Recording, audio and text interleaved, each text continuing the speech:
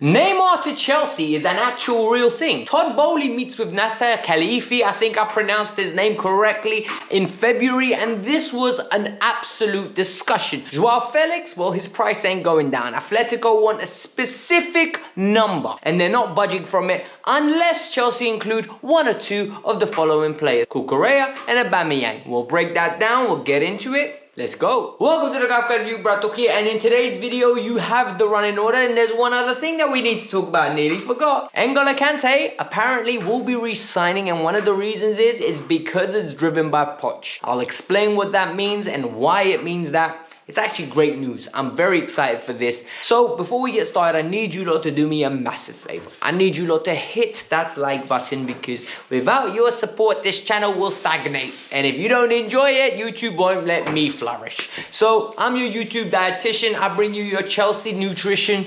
And now it's time for you lot to hit the like button. And if I keep looking down there, it's because Manchester City are playing Real Madrid at now. And it's actually a very good game, but I thought I'd deliver you the Chelsea news. So just for that, go into the pinned comment, follow me on Instagram, and write to me any football related questions and I can respond. But now let's get into the news. So there are some interesting aspects of this new first deal that we need to talk about, because first of all, Neymar is linked with Chelsea. Once again, this happened last summer, and one of the reasons that happened was due to the fact that we got Todd Boehly. Todd Boehly likes himself a superstar. Todd Boehly likes himself a little marketing project, and Todd Boehly really likes himself a big name. And in this case, when they met in February with Nasser Khalifi, who is the chief executive of Paris Saint-Germain, apparently Neymar was offered. And at that moment in time, it was a little bit of a, we don't know, potentially we can offer him, because PSG have been looking to get off Neymar's contract. They believe that this project has failed.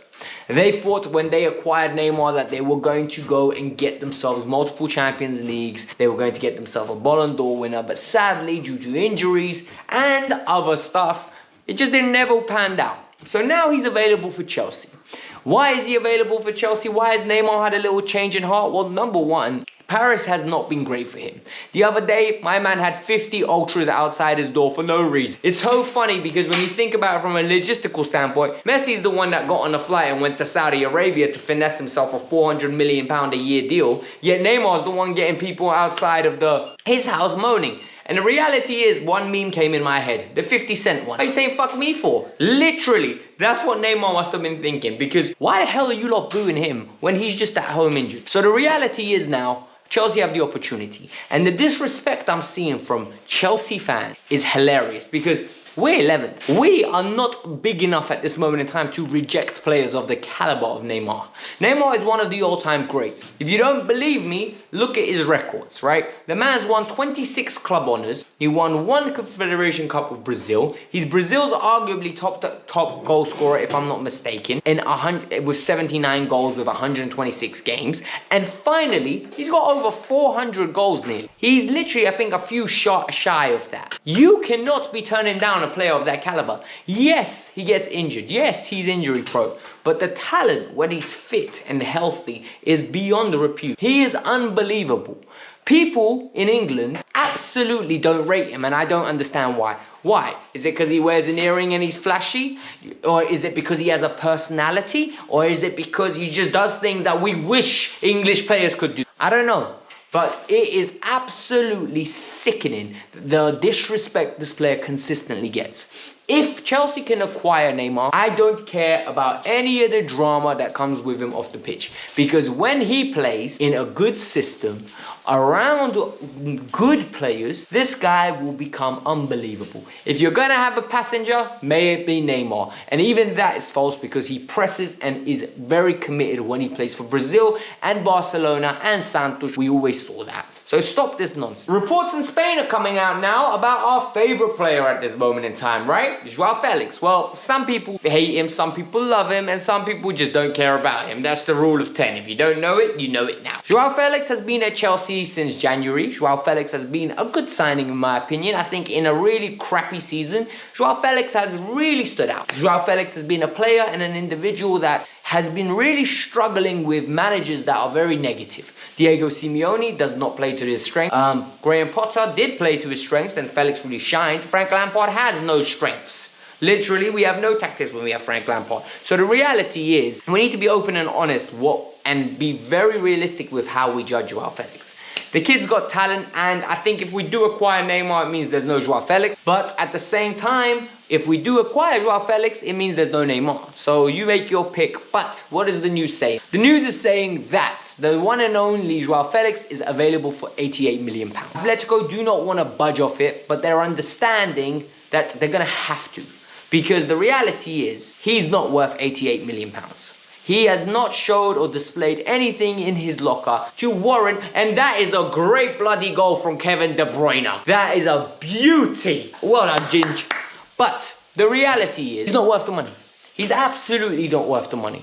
£88 million is a sum that is too large, it's too paramount, it's extremely overbearing. Chelsea are going to try and get £65 million, but then Chelsea negotiated with Atletico, and they said, look, we know you're interested in Marco Correa, and we know you're interested in Pierre-Emerick Aubameyang. What if we can give you those players, lower the fee? That helps Chelsea with getting the wages down. Pierre-Emerick Aubameyang gets paid an awful lot of money, guys. Especially with 1 year left on his deal, it's not like there's any resale value in him because no one's going to pay the money to take a player on 250k or whatever he's on. If he can go to Atletico Madrid, they're doing us a favor. That's the reality.